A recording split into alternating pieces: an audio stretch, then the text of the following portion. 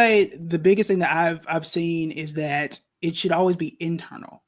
Mm, That investing strategy should come from you, and yes. you should go out and find those investments. Like you should come up with that strategy, right? And go and get the investments that fit it. What I see happen too often is people will go out and listen and say, oh, crypto is hot now. Oh, Yes. Dogecoin is hot now. And they'll Yes. get the strategy from everybody else and bring it into what they're doing. That's backwards. Yeah. That's backwards. You sit down and say, hey, I am somebody who is in my 30s, 40s, 50s. I want this, and this. That is me. This is me, and it's internal. Now I'm going to find investments that fit me, not let me go listen to everybody else and find all of their stuff and try and copy it. So you want that strategy to be internal and not external. Hey, hey, hey, Savvy Squad. Welcome to another episode of the Dr. Sev Talks Money YouTube and podcast, where we empower women to manage money confidently and create a future of financial freedom, security, and opportunity. Today, we're talking about the impact of tariffs on the economy, practical ways to protect your investments during economic turbulence, and smart strategies to stay financially secure in uncertain times. Joining us today is Kevin L. Matthews II, the founder of BuildingBread, where he simplifies investing for everyday people. He is an award-winning financial educator and was named one of Investopedia's top 100 financial advisors. Kevin, welcome to the Dr. Sev Talks Money podcast. Thank you for having me. Okay, awesome. So your background is very impressive, and I'm sure the listeners are going to agree with me. I'm going to be sharing all of his accolades in the show notes so you can learn all about him and follow him on various platforms. But Kevin, what inspired you to transition from financial advising to educating and empowering investors? For me, it was just the way that the financial industry was set up. When I left education, I was a seventh grade math teacher before becoming a financial advisor. And I made that transition because I saw that in my math classroom, we were great at teaching kids math and sending them off to college. But last I checked, college was really expensive. So I said, all right, well, how can I help kids and parents and families save for college? And the best way that I thought was to become a financial advisor, set families up by showing them how to invest for college and setting them up for generational wealth early. That was my thought going into it. And for a while, that is what I went in there to do. However, what I found out was the better that you got at that job at that time when I was in New York City, they start moving you up the chain. And it got to a point where they said, all right, Kevin, you're really good at this. You're reaching the top 100. You can only talk to people who have $250,000 in cash. If they don't have it, they don't talk to you, and that's it. And that was lucrative. That was fine for my own personal bank account, but that's not what I joined it for. There were people in my household, my family, my parents didn't have that in cash, right? I'm just like, this is not what I joined it for. And the people who needed it the most weren't the people that I could talk to. I didn't really think that was fair. And I wasn't making an impact. If you already got $1 million in cash, do you need an advisor that much? No, it doesn't change your life. I wanted to change lives and really make a difference. And that was going to be more people who look like me, more people who had not seen a financial advisor, and more people who truly needed the advice. Yeah, I love that. The impact, because that's the main, at the end of the day, right? That's what really matters. Yeah. So with so much investing advice out there, there's a lot. And you and I know that not all of it is correct. What is one fundamental principle that first-time investors should always stick to? I would say the big thing is always the research piece, like really checking the receipts whenever possible and just understanding that there are zero guarantees when it comes to investing. And that is anytime that I'm hearing somebody that I'm hearing for the first time, hey, this investment is going to guarantee you X, Y, and Z, red flag. I'm talking 99% of the time, if somebody is guaranteeing you a return, that is a red flag. So you always want to stop right there, research that person, research that investment, ask questions of that person, and then come to a platform like this, right? Yeah. Ask someone else and have someone Yeah. double check. And don't be afraid to say, hey, I see you as an expert. Do you know this person? Can you double check this person and have kind of like a check and balance system if Yeah. possible?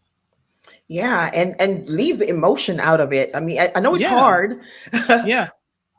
Yeah, but leave the emotion out of it, because we can get so emotionally tied to an investment that we lose sight of the fact that it's not the best thing for us.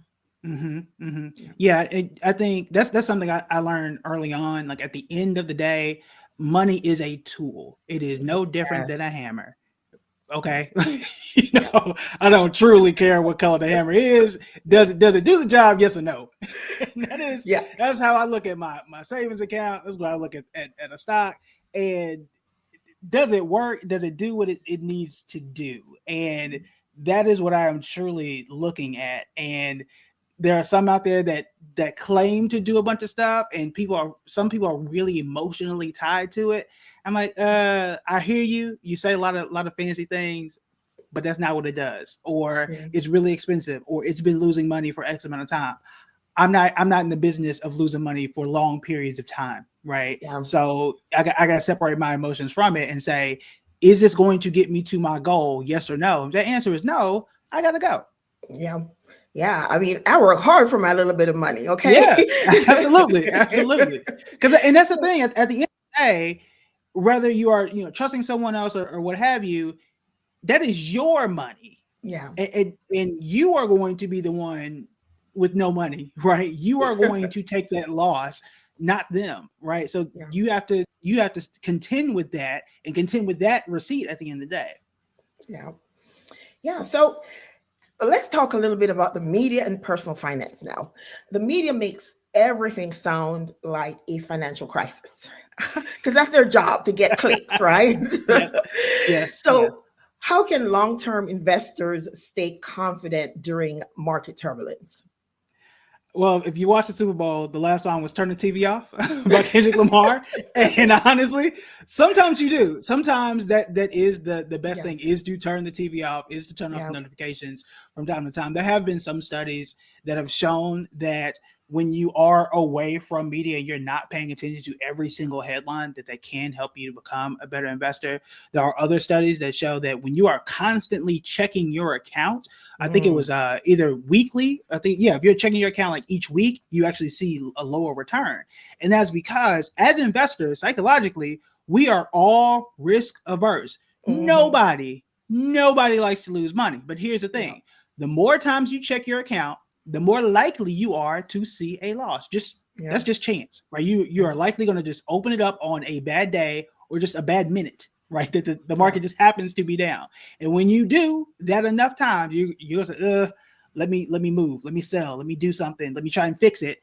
And the more times you do that, that is how you start to either buy something you shouldn't buy, sell something you shouldn't sell, and that is how you start to make those mistakes. So a lot of times, keep your hands off of your accounts. Let things go. It's kind of like when you're in traffic and you move from one lane and the lane you just left starts moving faster. Just stay where you're at, right? so I mean, that's one of those things. So one thing that I do, and I tell people this, I've been doing this for years. There are two times I check my investing accounts, and it is twice a year. I check it in June, I check in December, and that's it.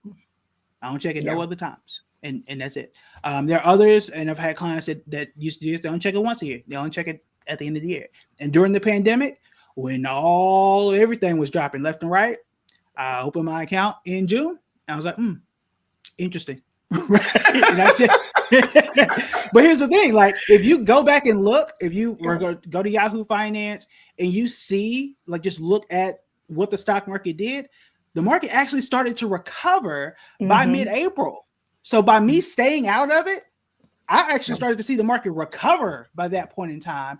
And a lot of people forget the market was actually up double digits by the end of 2020. The stock market recovered. We made money in 2020 only if you let things alone. Now, I know a lot of y'all didn't delete all them posts about I withdrew everything on my 401k. I ain't forgot. So a lot of people pull it out. But that's the thing. If you had left it alone and you just left things alone, you actually would have made money in 2020. But if you panicked, if you were in the news and looking at everything that occurred, then you would have overreacted at that time. And yes, it was a crazy time, and these things do happen. But a lot of times you want to relax. Yeah, it's funny you say that, because that was going to be my next question. Because I have a friend who every time the market blinks, she removes her money from stock and put it in some safe thing like cash or bonds. And I keep saying, don't do that. Take the ups and the downs, because when it's down, that's when you want to buy. And I'm not even an expert, and I know that much. Yeah. So there are two stats. One I just learned about 3 weeks ago. Since about 1980, every year on average, the stock market falls 5% during the year. It was actually 4.87 times. So about 5 times a year, the stock market falls 5% during the year. Most times people forget, because by the end of the year, the market is positive. Yeah, we forget about that. It happened. So it's 2025. So in 2024, it happened twice. The market was up 20%. Y'all don't remember when the market fell 5% that year? Yeah. Don't nobody care. Yeah. Totally forget. So, and that's the thing, like, it happens. And again, on average, every year you're going to hit a rough spot. So it does happen. The other stat that I like to bring up is one from JP Morgan. And we see that when you leave everything alone every day and just let it go, you're going to get that average return that everybody talks about, that 7 to 10%, depending on inflation. We just invest and don't touch it. However, when you move your money out and you miss just 10 of the best days in the stock market, which last I checked, nobody knows when those days are, right? Yeah. So when you remove your money, you cut your returns in half. Yes. In half. And what we have seen is that usually the best days and the worst days in the stock market usually come within about 2 weeks of each other. And again, you don't know when those days are going to be. Yeah. Going back to 2020 again. I usually have these screenshots when I do my some of my webinars and things like that. We've seen, it's the worst day since 1933, and then turn around, it's the best day since 1980. Yeah. You're like, what just happened?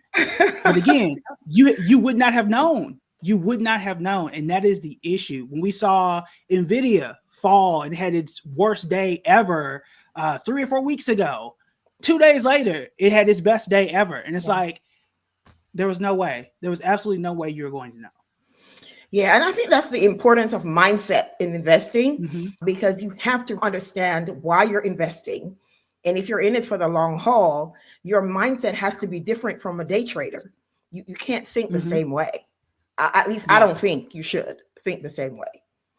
Yeah, you're absolutely right. And that goes back to, like you said, the mindset. That goes back to social media and just TV, right? It is more entertaining to think like a day trader. It is a better TV product to show day trader mentality and show you every single minute what's scrolling down at the bottom of what every stock did every single day. Because if I'm only checking my account twice a year, that's a very boring TV product. What am I going to show you every other day of the year? Yeah. So they have to come up with something to talk about and do and flash things on the screen to make things interesting. But the problem is, that's all well and fine for entertainment. Yes. I don't necessarily need to be entertained by my money. Right? I need it to work for me. Entertain me. Yes. Right. Netflix can entertain me. Netflix stock is here to pay me. Them are two different things. I like that. Say that again. Yeah. Netflix is here to entertain me. Netflix stock is here to pay me. Okay. I love that. So let's move on to tariffs. Well, let me just say it's in the news and move on. How do tariffs typically impact the stock market and the economy as a whole? And are there specific sectors that tend to be more vulnerable to tariffs? Yeah, so let's start with what tariffs are, and then how they work, and then how they can feed into the stock market. Because it's kind of Okay. three different buckets. So the first thing is tariffs are what we call an indirect tax on the consumer. Why are they Mhm. indirect? That is because tariffs are a tax on the importer. So let's say if I'm Walmart, right? I'm importing things from China or Mexico or Canada. Let's choose Mexico because in the U.S. we don't make avocados. We gotta get them Yeah. somewhere, right? Mhm. So you're bringing those avocados over, and the U.S. is going to say, "Hey, we're going to slap a 25% tariff on it." So that is what we are doing. Now Walmart is not going to just take that 25% sitting down. They're going to pass it to you, the Yeah. consumer, right? So Walmart pays the tariff to the U.S. Treasury. The U.S. Treasury makes money, but Walmart then says these avocados are now 25% more expensive. So that you, at the end of the day, the consumer is going to pay more. So that is why it's an indirect tax, not directly to you, but you're going to pay it at the end of the day. Now, the issue is that Walmart itself the stock of Walmart may be affected. Why could they be affected, and why could that stock be affected? Is because either A, people may decide not to buy avocados from Walmart. Maybe, Mm. maybe not. Now, the question is, how much of Walmart's revenue is from avocados? We don't know, right? How much of all of Walmart's items are imported from Mexico? Maybe not a lot, right? But from China, that's a lot. Walmart sells a lot Mhm. of stuff from China, and we do currently have a tariff from incoming from China. So it's a question mark. We have to figure out, well, how much is coming from where, how much are they selling, and all of that. So that's like a piece of the game and the puzzle is how much is coming from those particular places. But again, a place like Walmart, we have to buy goods, clothes, groceries from a place like Walmart, and they can more easily raise their price than, let's say, a steel company or a car company. Car companies, a lot of us can say, all right, well, I don't need a new car. Yeah. Depending on where you are, you say, I can ride the subway, I can take the bus, or my car is fine. I don't really need a new car, right? So it depends on what stock it is, what is being tariffed, and how long those tariffs are lasting. Depending on when this episode is coming out, initially we had a tariff on Mexico, on Canada, and then in China. Then within less than a week, we had a 30-day pause on Mexico and on Canada. Who knows what is Yeah. going to happen between now and then, and Yeah. how those tariffs are going to change, which goes back to our original point in just stay still, because you're not Yeah. going to know.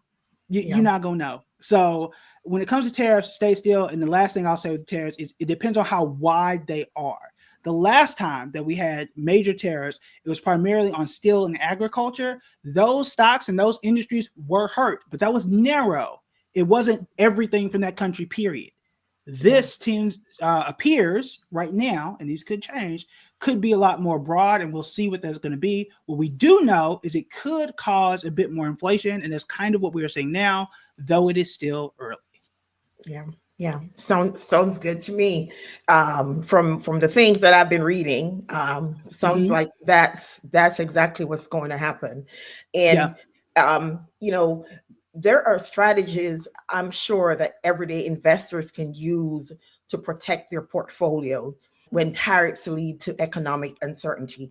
Is there Mm-hmm. something, one or two points that you can probably share that Yeah. they can do to protect their portfolios? Yeah. So we'll start the basics to kind of work up to that median level. So number one is always continue to put money in your savings account, right? If you haven't, that 3 to 6 months savings, that's always your basics. You always want to continue to do that if you haven't already. The reason why you want to do that is because we don't know how long it can last. We don't know how high inflation is going to get. Cash is still king. You want to continue to have that. This is likely, okay, we'll see where it goes. It is likely to Mhm. cause inflation. You are going to want to have some cash in case Yeah. things get more expensive. So that is number one.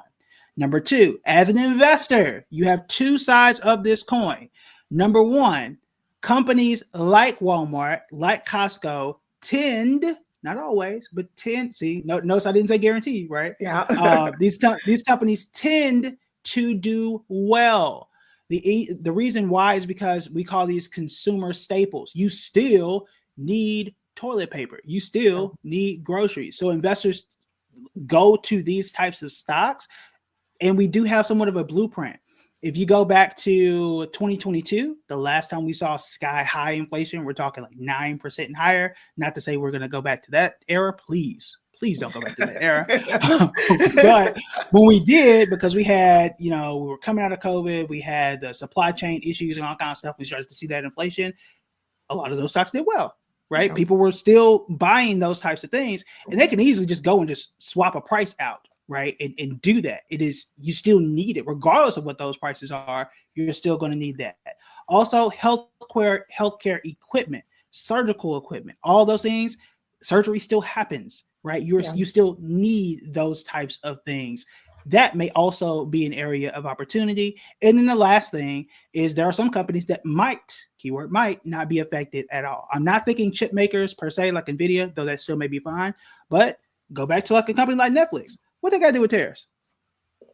It might not be anything. And Netflix is also, at the time that we're doing this, hitting an all-time high and has been doing so for quite some time. So you've got companies that should have nothing to do with tariffs and should continue to do well. You've got those that are consumer staples that should still continue to do well because people have to buy from them anyway. So those are the two areas you can continue to look at. And if we start to see a lot of rockiness from the stock market, if you are a long-term investor, which most of us should be, that is still an opportunity for you to buy for the long term. Yeah, buy low, sell high. Yep. Okay. And one of the things that I've seen or have read is that middle class and the higher class tend to shop down when there is economic uncertainties, which would make sense that the Costco's and the Walmarts do better because now if I'm making six figures, instead of me buying at the higher end store, I'm going to make my money last longer by shopping at the lower, quote unquote, lower end stores. Yeah. So that's kind of what I talked about on my YouTube channel back in 2022. Because back at that time, and I'm really emphasizing the dates here because as of today, Dollar Tree and Dollar General are not great stocks today. What they're going to be in the future, I don't know. Today they're terrible. We'll see what that.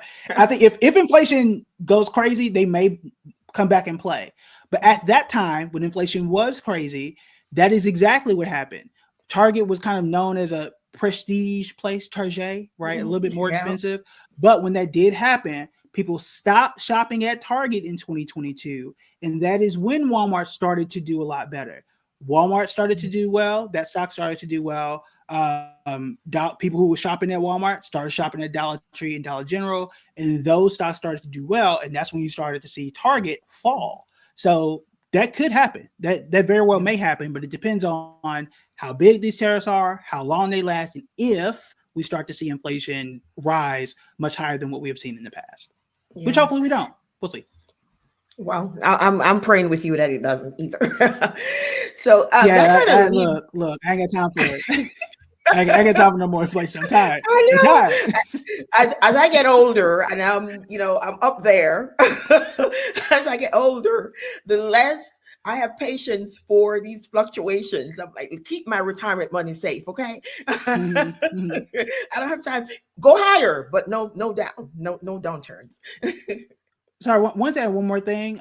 Don't forget inflation protected bonds. That was something a lot of people talked about in 2022. That may come back in play too. Now, again, it does depend on how high inflation goes, but that is one thing. It's not talked about now, but if we do start to see inflation take off, that will be something that comes back around. Yeah, and that was going to be my next question too. Are there any investment opportunities that arise during times of trade disputes and tariff hikes? What are some things that we can look at? Of course, we don't know the market, but there are possibly some things that we can look at that we can take advantage of and position ourselves to take advantage of those things. Yeah, at this point, we don't know just yet. That one's a question mark only because this is so new. I think once they kind of develop, we'll start to find some patterns and really start to kind of poke some holes once all the pieces are like out on the board. But at this time, All we know is right now it's a 10% on China, and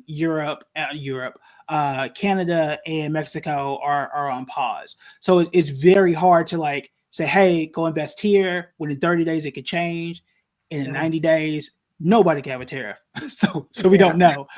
So it's very difficult. But right now, I think kind of going for those consumer staples is probably the best place of the other options outside of like a place that has no impact on tariffs. And that's because we know, like, if you look at Walmart from where they were last summer, that stock has been incredibly well. Like it's that is one of the best places that has a good track record, and Costco as well. So that is where either way you should be fine. But nothing just yet from a let's see who's trading what and kind of go there. At least not yet. Yeah. Okay. Sounds good. So as we get ready to wrap up, are there any final thoughts that you'd like to share from our discussion? Yeah. Final thoughts is, again, like we were mentioning at the top, this is right now and I would say investing in general has always been a learn to tune out the noise, but this particular season, it is that volume is high. It is really high. So you do need to learn by any means that you want to do so, whether it is do not disturb mode on my phone. I have a work mode. So from like 9 to 5, unless you, my wife or my parents, that call ain't getting through. It's not right. As well as notifications. So, like, I think you were sending me messages and it took me a while. I'm sorry. But that's just how I tune out a lot of stuff. And that helps me to just manage the day, but also block out a lot of that unnecessary noise, which just so happens the stock market is also closed during those, it's open during those hours. So by the time I check it, it's also closed. Right. Yeah. So that helps me out. And a lot of times, especially for newer investors, what was you going to do? What, like you'll see something crazy and you're like, oh my God, like, did you really have a complex investing strategy that you was going to deploy right there in that moment and have like this, like, did you really know? Like, that's kind of like the thing. It's like if something were happening, like, did you know how to like fly the plane? No. So it's kind of like you're going to have all this information and all this fear and all this panic, and you're not going to do anything but like get yourself into more trouble. And that's not necessarily what you want to do. The best thing you can do is continue to show up on platforms like this, continue to ask questions to qualified people, and they can get you the answers and break things down for you. And you can continue to learn until you feel more comfortable, but definitely turn down the noise, because again, their job is to learn how in just a few characters to get you to click and to stay on that platform for as long as possible, because that is how a stock like Meta does so well, right? Yeah. So you want to be very, very careful, because they don't care. CNBC does not care how much money you make or lose. They do not. It is not their job to worry about how well your portfolio does. Their job is to get you to turn on TV and stare at it all day, right? Our job is to make sure you are making as much money as possible and you have the right financial mindset. And that is the objective here. So you need to take care of you. And the best way to do that is to stay focused on what your goals are and tailor that versus letting all the outside influences change what your portfolio should be and change how your attitude should be. Yeah. You said a key phrase, and that's investment strategy. Mm-hmm. You need to make sure you have one of those so that you don't get blown around by the wind. If you have an investment strategy and you know what it is, then you are not going to you're not going to get off track by what's going on around you, because you know exactly what it is that you're trying to achieve. Yeah. And I would say the biggest thing that I've seen is that it should always be internal. That investing strategy should come from you. And you should go out and find those investments. Like, you should come up with that strategy, right? And go and get the investments that fit it. What I see happen too often is people will go out and listen and say, oh, crypto is hot now. Oh, Dogecoin is hot now. And they'll get the strategy from everybody else and bring it into what they're doing. That's backwards. That's backwards. You sit down and say, hey, I am somebody who is in my 30s, 40s, 50s. I want this, this, and this. That is me. this is me and it's internal. Now I'm going to find investments that fit me, not let me go listen to everybody else and find all of their stuff and try and copy it. So you want that strategy to be internal and not external. Yes, I love that, because then you're not going to have someone tell you what to buy, and that's how people get caught in these traps of, Yeah. because somebody's telling them this is good, this is what is your strategy? As Kevin said, Mm-hmm. what is your strategy and what are you trying to achieve? And then you build based on that. And once you've determined that internally, then you'll know how to reach out to others and get the information that you need to support the strategy that you've decided on. Absolutely. Yeah. So I'm going to be sharing in the show notes on the podcast platforms, and then also on YouTube in the description, all of your contact information, including your YouTube, your website, and where they can find you. But for somebody who may just be driving and listening, where can they find you? Where is the best place for them to find you? Yeah, the best place to find me is on YouTube at BuildingBread. You can also find me on all things social media at BuildingBread, buildingbread.com, Instagram, Facebook, whatever it is they call on Twitter nowadays, Threads, and everything in between. Okay, awesome. So I like to wrap up by asking a fun question. And my fun question for you is, if you had to describe investing using a food analogy, what would it be and why? Yeah, I would say food or investing is a lot like, I was going to say investing is a lot like food.